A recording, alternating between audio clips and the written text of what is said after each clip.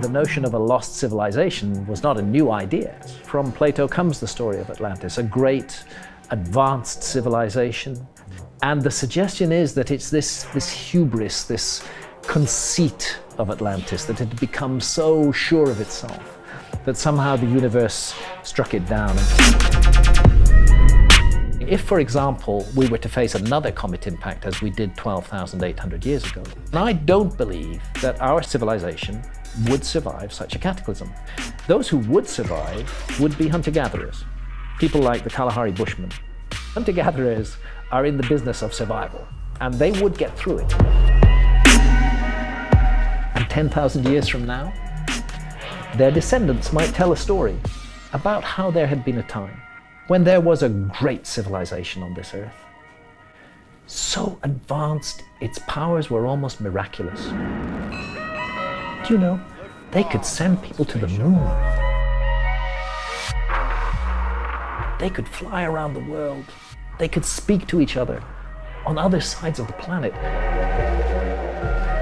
But something went wrong. They became cruel. They became arrogant. They began to impose their will on others. They ceased to wear their prosperity with moderation, and the universe struck them down.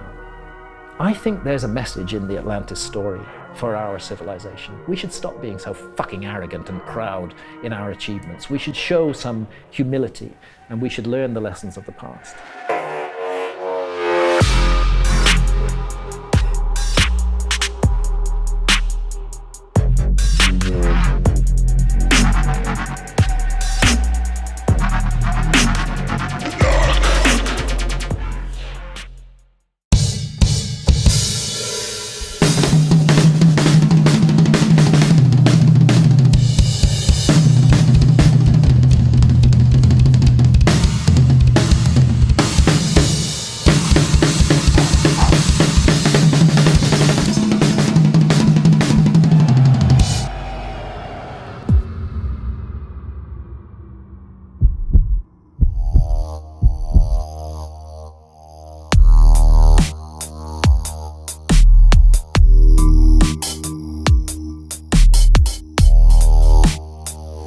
Mr. Graham Hancock is back in the building for a record third time, a three-peat. We've never done this in the history of London Real, but who better than Mr. Graham Hancock to come back and talk to us? He is an extraordinary man. I still remember preparing for days and days when Graham first came into our studios over 4 years ago. At the time, he was by far our highest caliber guest. He had been on the Joe Rogan show many times, and he was talking about things that we wanted to talk about. And I still remember the first question I asked. I said, Graham, you once said that all politicians should drink ayahuasca 10 times before running for office. And from there, he took the ball and ran with it. He talked about writing, he talked about psychedelics, he talked about his own very personal struggle with cannabis, and this time Graham did not disappoint. He was back to talk about his latest book, Magicians of the Gods, to also speak about his fiction series, War God, and to continue beating the drum about the fact that as humans, we deserve to have sovereignty over our own bodies. We need to make our own choices. And when I go and am invited down to the Royal Society in London by Professor David Nutt and Amanda Fielding, Graham Hancock's in the audience, along with Rupert Sheldrake and all of these very intelligent people supporting issues like LSD research. And it's just such a pleasure to have Graham. He is such a great icon, and I think he really is a British treasure, along with some of the other names that I mentioned here.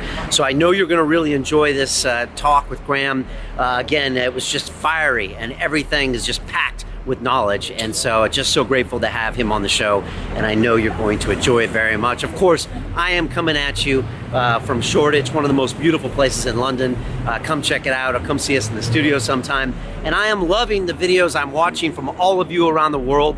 Thank you so much for posting videos of you getting out of your comfort zone on our academy. We've got our Create and Connect 4-week cycle that pushes people to do different things, to challenge yourself, to make a plan, to be accountable, not to mention the body and mind challenges. If I see one more video of someone taking a cold shower naked. I'm gonna fall off my chair. Not to mention, we did a Get Up Early challenge. We did an affirmation challenge, all inspired by guests on London Real. So all that good stuff is happening over the Academy. But I just wanted to say thank you all for those videos. It just always uplifts my spirits. I get home at night and I get on the activity feed and I watch one of those. So it's all good here in London. We are back in the mix. We are cranking things out. And now I leave you with Mr. Graham Hancock. Pay attention.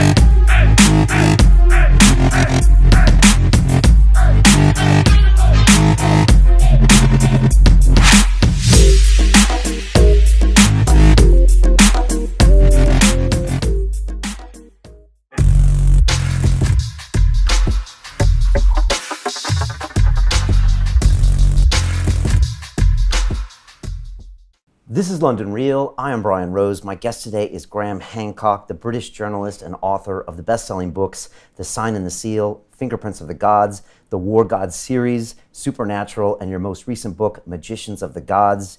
You specialize in unconventional theories involving ancient civilizations, stone monuments and megaliths, astrological data from the past, and altered states of consciousness. Your books have sold more than 5 million copies worldwide and have been translated into 27 languages. Graham, welcome back to London Real. Thanks. Good to be with you again.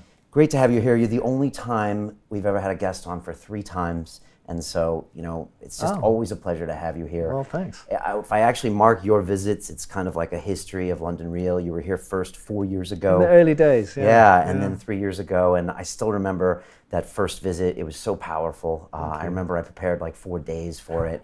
And you came on and you just spoke so honestly about everything, about consciousness.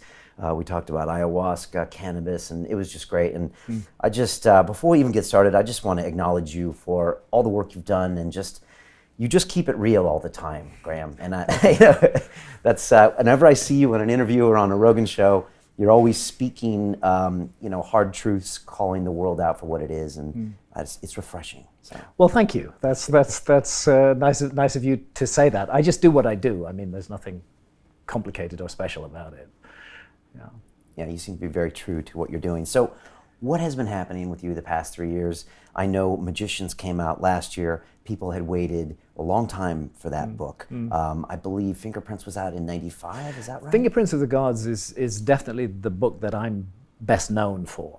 Yeah. And it proposes that we are a species with amnesia, that there has been a forgotten episode of high civilization in the remote human past, back during the Ice Age. That was the case that I made in Fingerprints of the Gods. It was a very controversial book. It tackled many of the ideals of mainstream history head on. It suggested that the whole story we've been told about the origins of civilization is wrong. And that book was published in 1995, which is, well, we're sitting here in 2016, so amazingly that's 21 years have passed since I wrote Fingerprints. And that book came about because you were a journalist in Africa. You had made a trip to Ethiopia and you started just asking questions, right? Because you didn't set out to be... I had a very little interest in the ancient past, as a matter of fact. I was totally a current affairs guy during the 1970s and the 1980s. But it was reporting a current affairs story in Ethiopia that led me to Ethiopia's claim to possess the lost Ark of the Covenant, which is actually central to the whole culture of Ethiopia. And I thought that was a story worth investigating. And it was a story about the past, and it drew me into the past in most unexpected ways. And I suddenly found that I think of myself as an investigative journalist, but let's investigate the past. Let's look at what's going on in our backyard. Let's see what really may have been the story of humanity. Let's not just accept what we're told by the so-called experts in the field. Let's look into this ourselves. So that was my project with Fingerprints of the Gods. Was to bring that. Now, of course, it's not, even in 1995, the notion of a lost civilization was not a new idea. That notion has been around for a very long time. We can take that notion actually back thousands and thousands of years. The most famous example is Plato, the Greek philosopher Plato, who gave us the story of Atlantis. From Plato comes the story of Atlantis, a great advanced civilization which had navigating and seafaring skills, which could explore the world, which built gigantic buildings, which had advanced knowledge in every area, which was prosperous and powerful. But then Plato says that corruption crept into this society, that it became cruel and avaricious, it became greedy, it began to impose its power around the world. And he has a very ringing phrase. He said that Atlantis ceased to wear its prosperity with moderation. And the suggestion is that it's this hubris, this conceit of Atlantis, that it had become so sure of itself that somehow the universe struck it down, and we have the cataclysm of flood and disaster, and Atlantis is submerged beneath the waves. Now, of course, the view of historians and academics is that Plato's story is just made up. He just made it up to make some political or philosophical point. But this cannot be so. That view can't be right. I was very suspicious of that view the first time I heard it from a mainstream historian. Why are they saying that Plato made this up? Plato repeatedly states that it is a true story. And as we look into it further, we find something else, that Plato puts a date on the destruction of Atlantis. He says Atlantis was submerged beneath the waves in a huge global cataclysm 9,000 years before the time of Solon. That gives us an absolute date for this. We know Solon, we know who he was. Solon was a famous Greek lawmaker. He was an ancestor of Plato, as a matter of fact, about 200 years before Plato. And around 600 BC, Solon, the great Greek lawmaker, made a visit to Egypt. And in Egypt, the priests at a temple of Sais in the delta told him the story of Atlantis. And they said that it was written on the walls of the temple. And he said, when did this happen? When was this great civilization destroyed? And they said 9,000 years ago. And that was in 600 BC. So that's 9,600 BC in our calendar. That's 11,600 years ago. Plato is telling us a great civilization was destroyed in a global cataclysm of flood 11,600 years ago. He's laughed at by all academics and historians. But then geology comes along, and lo and behold, what do we find? 11,600 years ago is a truly cataclysmic episode in geological history. It's called Meltwater Pulse 1b. We have a massive rise in sea level as the ice sheets on North America and Northern Europe just crumble and collapse into the ocean. If Plato made the whole thing up, he was just astonishingly on the money with the latest geology. And I think that we really have to reconsider our attitudes to these stories that have come down to us from the past. Academics have been too quick to dismiss them, too quick to say, oh, we've figured the whole story out, there's no mystery there. Maybe there's a huge mystery there. Maybe we should listen to these clues and hints from the past that speak of a great civilization.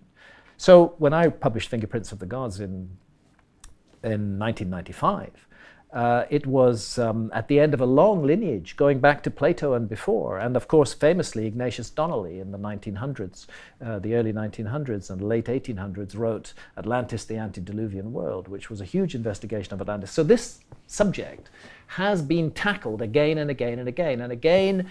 Mainstream academia has said, no, it's impossible, there could be no lost civilization, we know everything about the past, and it's been dismissed. But the problem is that new evidence keeps coming out, which can't be explained by the existing historical model.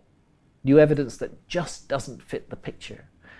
And my sense is that this evidence is now becoming overwhelming, and that we're reaching a tipping point. Maybe not this year, maybe not next year.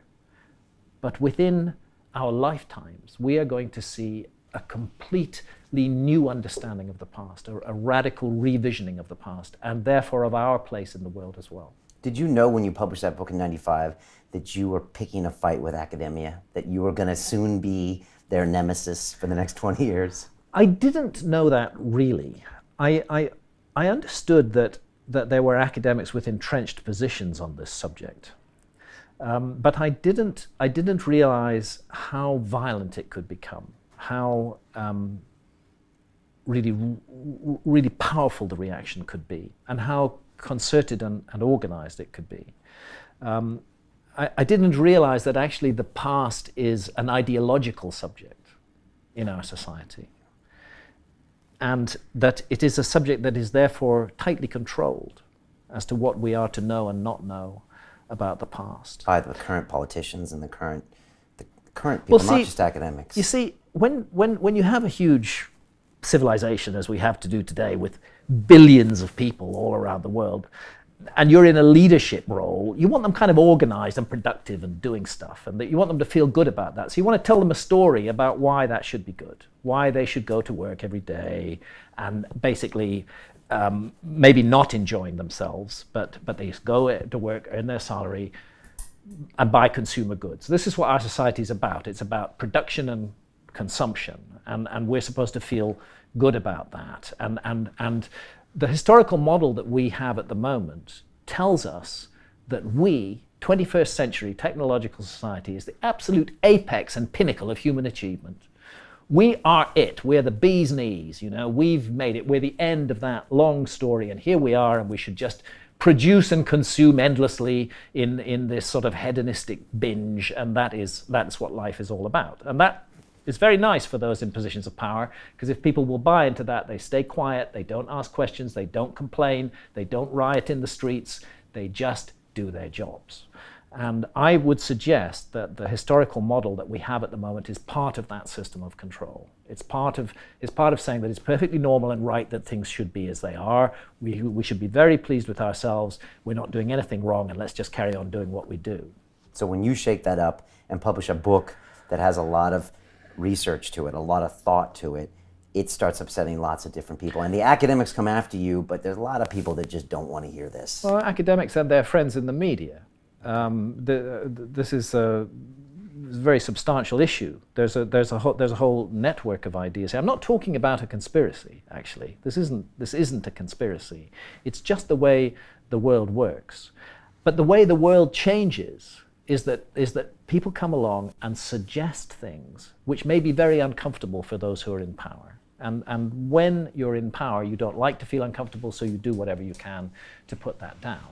Now, from an academic's point of view, let's say a professor of archaeology, he has invested his whole career in a particular model of the past. He or she have invested their whole career in a particular model of the past. That model was already set when they went into the profession. Right there, the very moment they start doing their first exams at university, a filter is being applied. If they are in any way outside the accepted teaching, if they are suggesting that things are not as they are taught, then they will not pass those exams, or they will not do well, and they will not. So in a way, in order to do well academically in that field, you have to buy into the existing model. Because if you don't buy into the existing model, your paper will be marked down, and you will not get the results that could eventually lead you to becoming an academic. So by definition, academics are already people who've bought into the model, and their careers are invested in that model. And they're all decent people. They're all good people. They believe passionately that they're right, and that this is how it is. And that belief also becomes existential in a way. It's very easy for people to become deeply invested in their ideas. I think we all do this. We have a certain set of ideas, we become deeply invested in them. And when those ideas are challenged, it's not just an intellectual discussion anymore. We take it as an attack on us in person. I think that's fundamentally why academics reacted to me in the way that they did. I was arguing that the whole field of history and archaeology may have got the origins of civilization completely wrong, but at a personal gut level, that was taken by many academics as a direct attack on them and their place in the world. And that then resulted in a counterattack on me. Now, the counterattacks on me would never have happened if my book had been a failure. There's lots of books of alternative history that say radical things, but most of them don't appear above the radar. This one did appear above the radar, and as a result, there was a concerted effort was made to discredit me, and that is a bit of a conspiracy. You know, when you have academics who write to the BBC and they say you must bring this man down. You know, when they actually say that, and the BBC makes a program which is designed to damage my reputation, and that program is then later found to have been unfair by the Broadcasting Standards Commission, something odd is going on here in this. Something a little bit to do with reality control is happening there. And this is systemic because it doesn't stop with the BBC, other media sources. TED, you've had your ups and downs. It's very weird with TED. I strange. just find it very, very strange because I used to like the odd TED talk when I heard it, and you know, I thought, well, okay, ideas worth spreading. I can go with that, and some interesting discussions. And I think it's fairly well known. I do a TEDx event in January 2013. I'm there. Rupert Sheldrake is there. Yeah. Satish Kumar is there, a bunch of other people are there. We all give talks and they go up on the TED YouTube channel. And then 2 weeks later, TED removes my talk and it removes Rupert Sheldrake's talk. And well, naturally there's a fuss about this and people want to know why. And TED say, oh, well, because these were pseudo-scientific ideas. Well, they never justified or supported that. They accused us of representing ideas about consciousness which were not scientific. That's not the case at all. Rupert Sheldrake is a highly credentialed scientist. These ideas were scientific enough, but they were the kind of science that these people don't like. There's a certain faction in science which is called materialist reductionism, where everything is reduced to matter. So the idea that there could be anything to consciousness beyond the brain is anathema to such scientists. Those scientists believe that consciousness, they call it an epiphenomenon of brain activity. Okay, we have these big brains. We evolved them in order to survive in the jungle of survival of the fittest. And a kind of accidental byproduct of that, we got this thing called consciousness. Believe it or not, that is what people like Richard Dawkins actually believe. That consciousness is an accidental byproduct of brain activity. Rupert Sheldrake and I were suggesting that that's not the case, that it's much more mysterious than that. And that's why they took our talks offline. Not because they were unscientific, but because they challenged a dogma of a particular faction of science. And in fact, Rupert and I received huge support from many scientists after that who said that TED were way out of line to do this, and that the ideas that we were presenting were not unscientific. They were leading edge, but they were not unscientific. So in the end, TED were forced to put the talks back, not on their YouTube channel, but on their main site. They were forced to publish the reasons why they'd taken them offline. They were forced to cross all those reasons out, a very humiliating climb down for TED, and those are still left online with all their bogus reasons for removing the talks crossed out and our rebuttals placed there and the talks back online. So a few years later, in 2015, a TEDx organizer in Reading in England comes up to me and says, would I do a TED talk with him? TEDx event. And I said, well, you know, I've had a bit of trouble with TED in the past. And he said, yeah, but I like your subject and I want you to speak. And I'm an independent organizer and I want you to speak. So I said, okay, I'll do it. And I went and did it. And lo and behold, after 2 weeks, this time TED think they're getting smart. They realize they got a massive backlash from censoring me and taking me offline. So now they leave it online, but they stick a huge health warning on it, basically saying this is not politically correct. This is not sanctioned, authorized science. You know? And so the view of TED seems to be that actually its audience can't make up their own minds, that they're like children, that they're not capable of deciding for themselves, and that TED must curate and shepherd everything and to present them with the correct material for their minds. And to me, this is absolutely astonishing. It's astonishing that TED would, well, I'll not get involved with TED again. I thought I'd give them another chance. I thought they'd learned from the previous experience, but now I see that they haven't learned at all. and that there's no point whatsoever in using their platform. Yeah, I think they're very sensitive about consciousness, psychedelics. You probably are at one of the very few talks that's even up there. Oddly enough, they have covered psychedelics Really? in talks before. I don't think that's the problem. I think they're willing to talk about psychedelics, particularly in view of the fact there's such a lot of good scientific research going on psychedelics now. Yeah. They're willing to talk about that. But the question is, how do you position that talk? If you were to suggest, as I do, that in altered states of consciousness we may access valuable and useful information, which may be of fundamental importance to humanity, that's a step too far for an organization. And then they like call that. it pseudoscience Yeah. or something, and then they kind of redact some of those accusations. Yeah. I had Lawrence Krauss in here, and he did the movie with Richard Dawkins, The Unbelievers. And Right. I think both of them have this theory that, you know, the consciousness, there really isn't anything more to it from a scientific viewpoint. And They need to go take some DMT.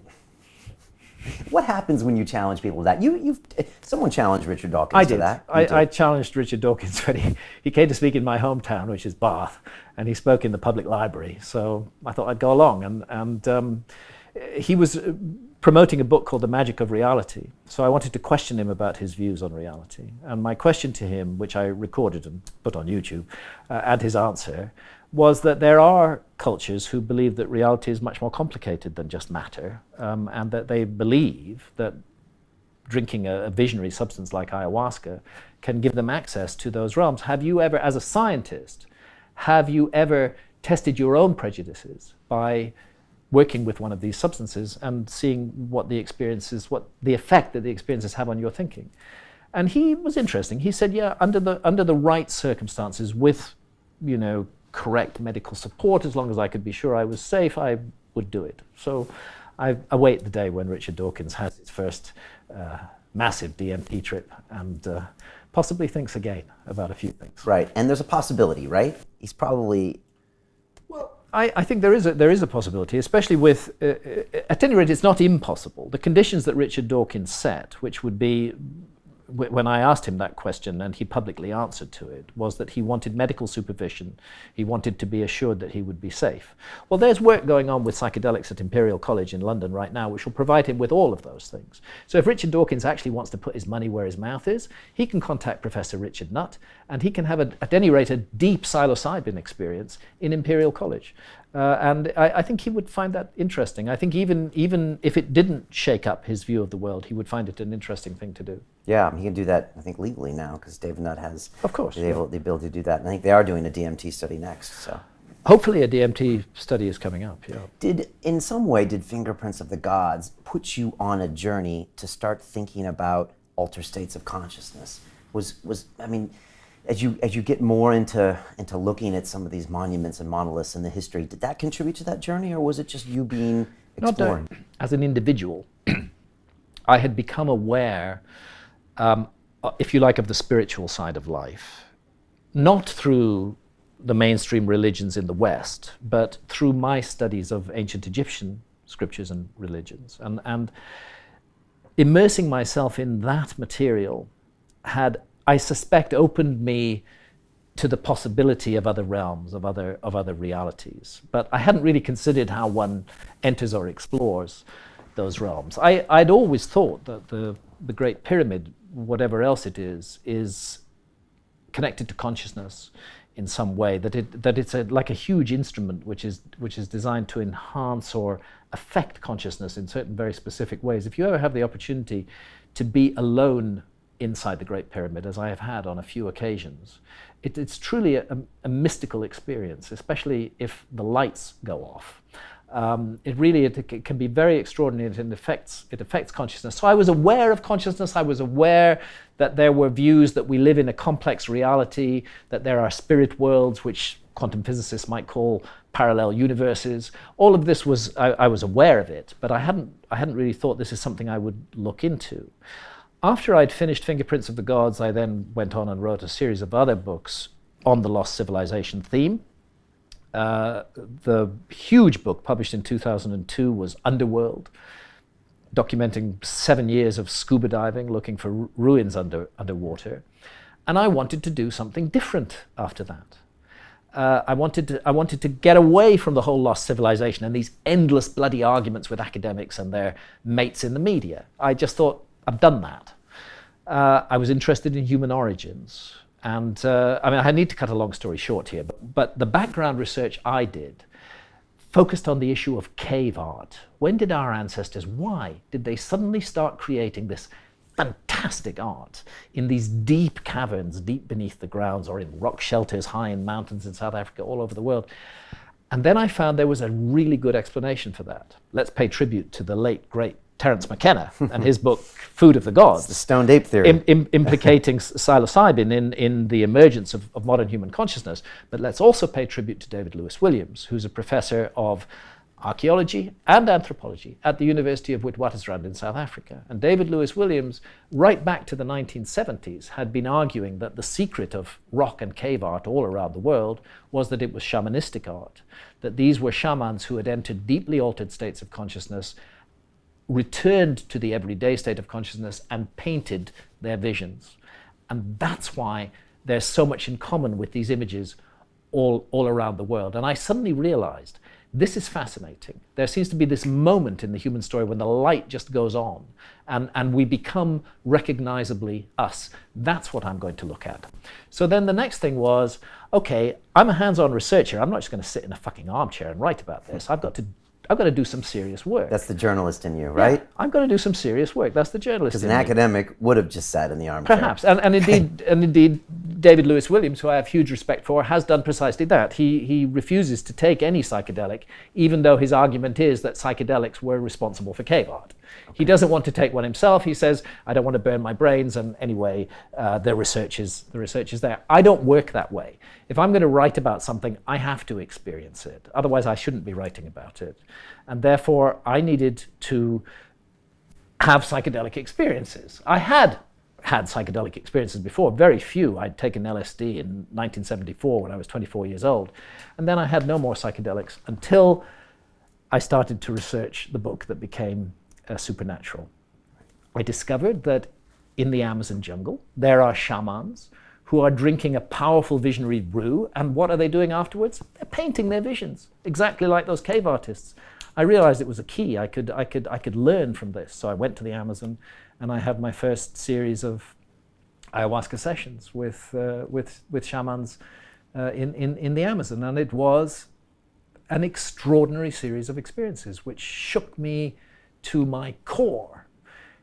It gave me what I needed to write my book, to do the research authentically, but something else as well. A whole new path opened up in front of me, an area of inquiry and investigation that I'd never even considered before, and also valuable personal lessons to learn from these ancient teacher plants, because I believe that that's what they are.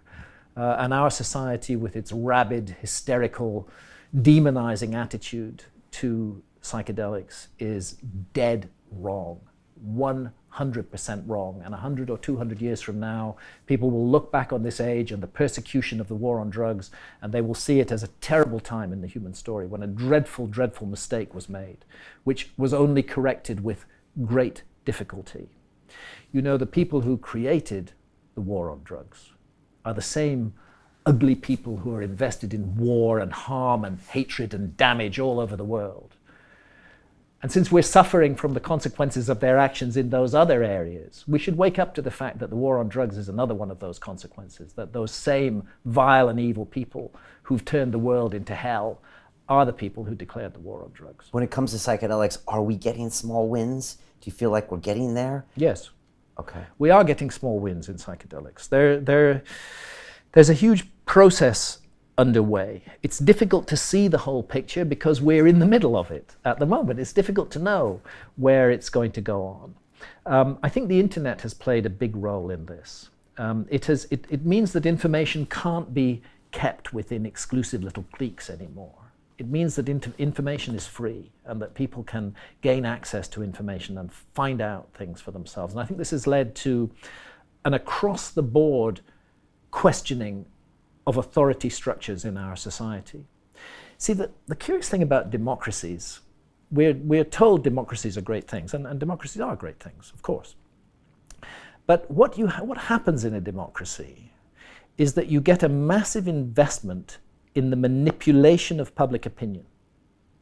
See, a dictator doesn't care about manipulating public opinion, because a dictator doesn't care about public opinion.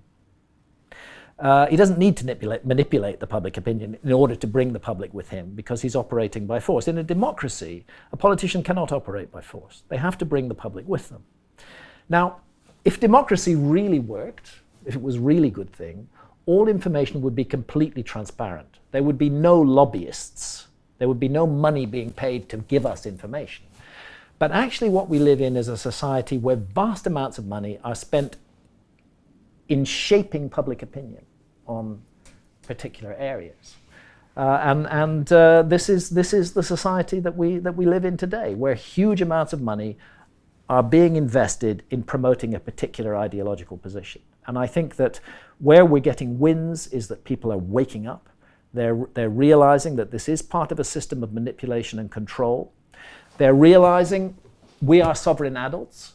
We have the right to do with our own bodies what we wish, so long as we do no harm to others. I mean, what an absurd abuse of human rights for a politician to say that he will send you or me to prison because we've experienced a psychedelic. We didn't do any harm to others. We underwent a personal experience, and for that, we're going to be sent to prison. This is the Inquisition.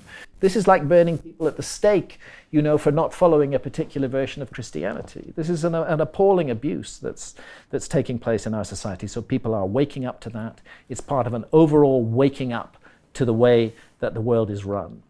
But I think it's at the leading edge of that waking up. And then on the other side, we have great scientists, people like David Nutt, who are refusing to be beaten down by the ideology, who realize that these substances have enormous potential, enormous therapeutic potential, and who, against stiff opposition, are doing the science. Opposition from other scientists as well. Opposition from other scientists. They are doing the science and they are getting incredible results. So now we're finding that science is saying, actually, you know what? These psychedelics, they don't really seem to harm people. And they actually do seem to do a really incredible amount of good. They can solve problems of depression, they can solve problems of anxiety, they can solve problems of fear of death amongst people suffering from terminal cancers and so on. They're very healing, life-giving, in the right way, used in the right way, responsibly, correctly. They can be very good things. And science is getting this now. So it's becoming harder for the dominator class to maintain its position on this subject, but they still do. Yeah. And of course, in Britain, we've just had the absurd Psychoactive Substances Act published, where I mean, can you believe this? Are we actually living in 2016, or is this 1984? That we are now living in a Britain where any substance that has any effect on your mind is illegal unless it is specifically exempted.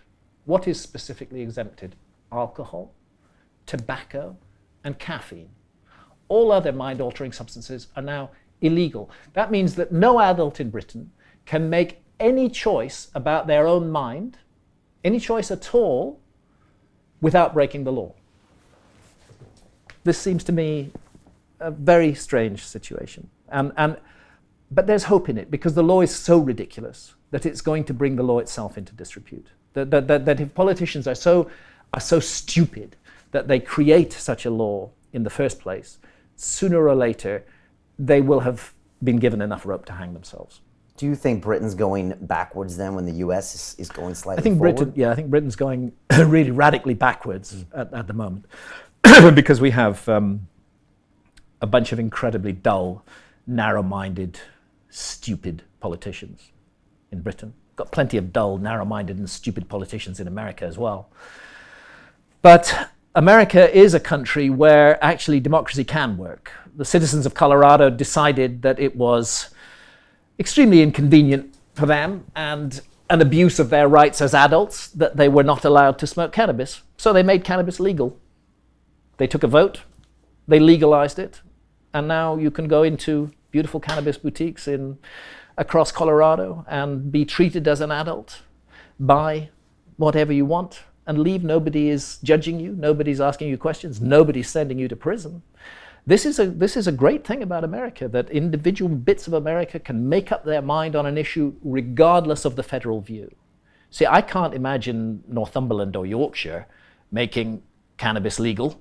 With Westminster disagrees, but Colorado and Alaska can. So yeah, I think America is moving ahead. It's a good thing too, because America as a state entity has been the driving force behind all the evils of the war on drugs. So it's a very good thing that the American people at the grassroots level are saying enough, and they are ending that war state by state. Because make no mistake, the ending of the war on cannabis is the beginning of the end of the war on drugs. Yeah. And those who are invested in the war on drugs are desperately struggling to stop the legalization of cannabis because they know that it's going to open the floodgates, and suddenly, all over the world, adults will be allowed to make decisions about their own minds, their own bodies, and their own consciousness without asking anybody's permission or breaking anybody's law, so long as they do no harm to others. It's fascinating to watch this kind of a civil war in America where the federal is saying one thing, the state is saying the other. They both don't want to fight too hard against the other, but it's changing. Yeah. And you spend time in Colorado. When you're in a state like that is open to this idea of having sovereignty over your own body, does that have a knock-on effect to the rest of the society? Does it just seem like a different place? I think it does, yeah. I like the air in Colorado. I feel that I'm breathing the air of some kind of freedom there, that people have freely chosen a particular way and they've made it happen. Interestingly, people from all over America are flocking to Colorado. It's a very attractive place to go and live now. I understand property prices are zooming up. There's a huge economic boom as a result of cannabis. I suspect a lot of other states are looking at that and thinking this may be the way to go.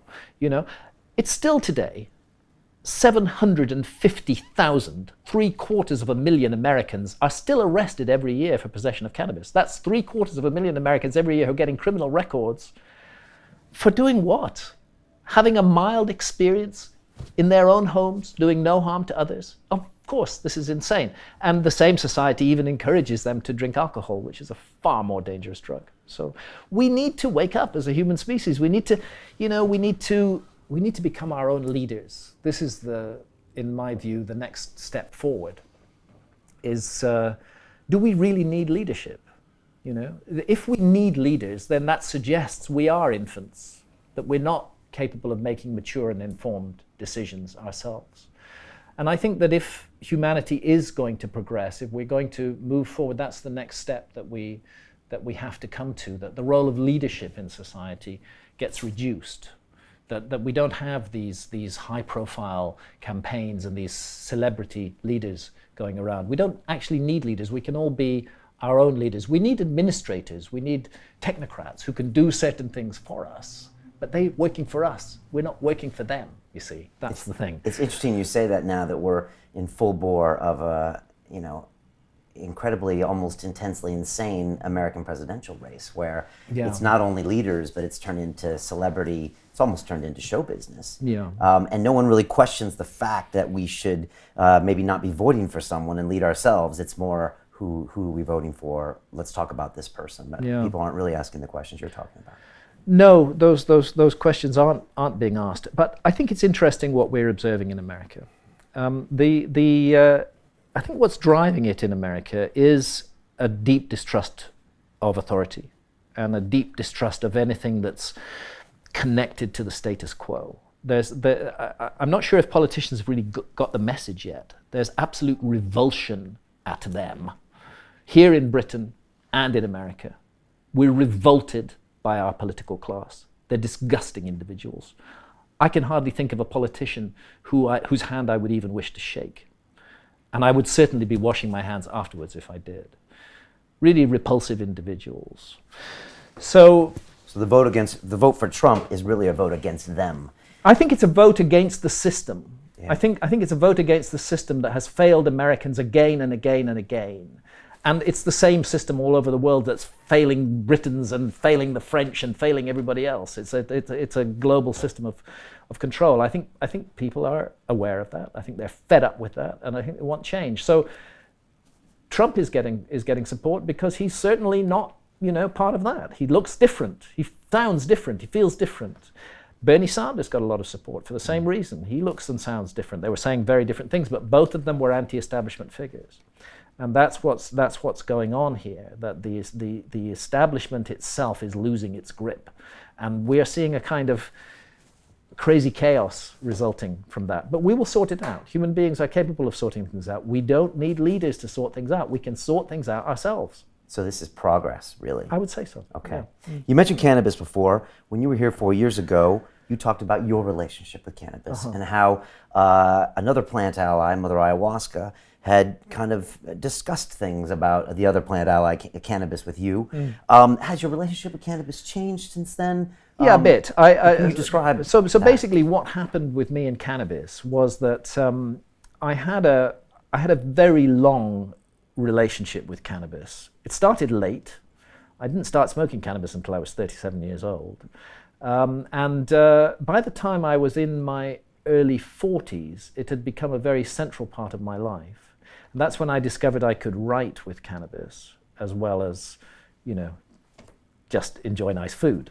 So I actually wrote Fingerprints of the Gods entirely under the influence of cannabis. I was stoned, and my critics will say, "Oh, that explains everything," and they do actually. Right, they do. Okay. Yeah, that's one of the arguments. Hancock uses drugs, so we can't believe anything he says. The ultimate ad hominem argument. Yeah. Okay. All right. Okay. Yeah. So where was I? Oh yes, the relationship with cannabis. So it started in the early 40s.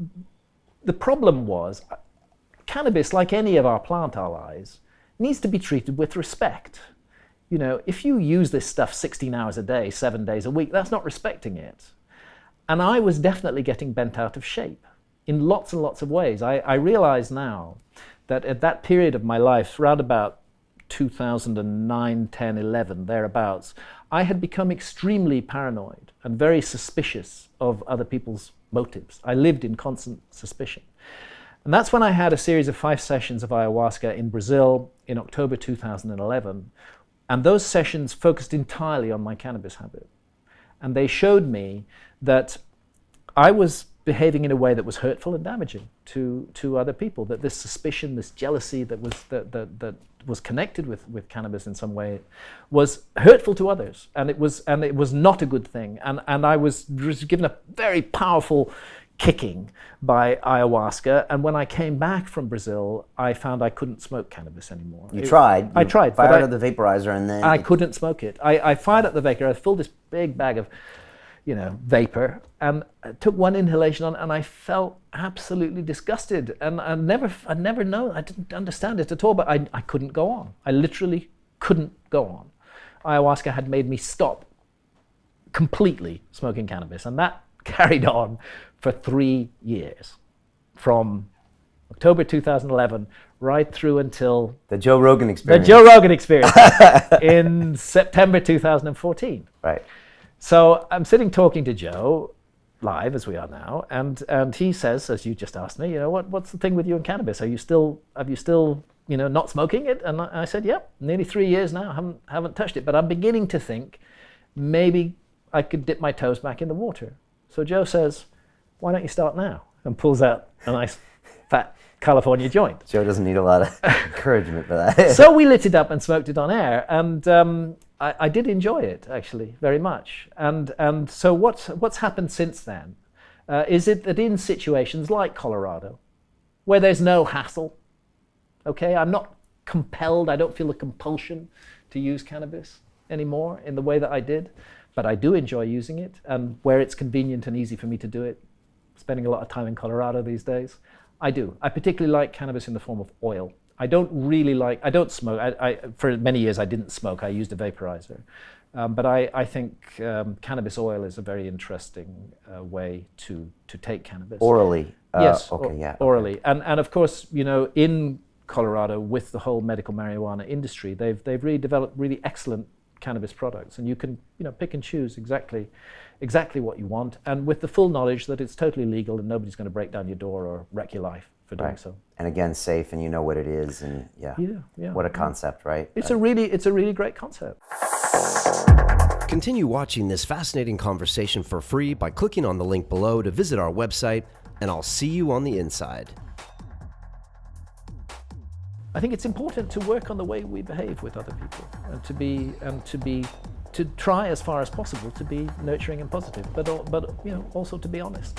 Be your own leader. Don't accept the leadership of others. Hi, it's Brian Rose from London Real. You probably know that we've just recently been re-platformed on YouTube after 25 months completely in the dark. The truth is, I really need your help.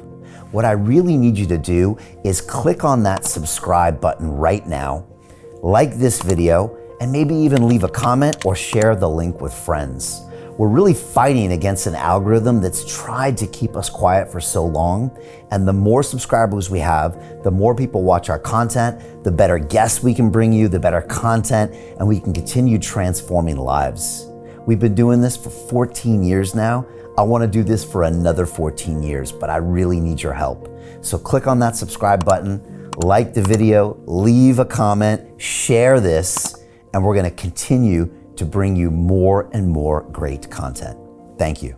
Most people will never see this opportunity. Dubai luxury transformation projects have historically delivered 40 to 90% annual returns. That is incredible. These were once reserved only for insiders with access. I spent 15 years on Wall Street, and I learned this: the biggest returns always go to the people who get the call first. Now, you finally can.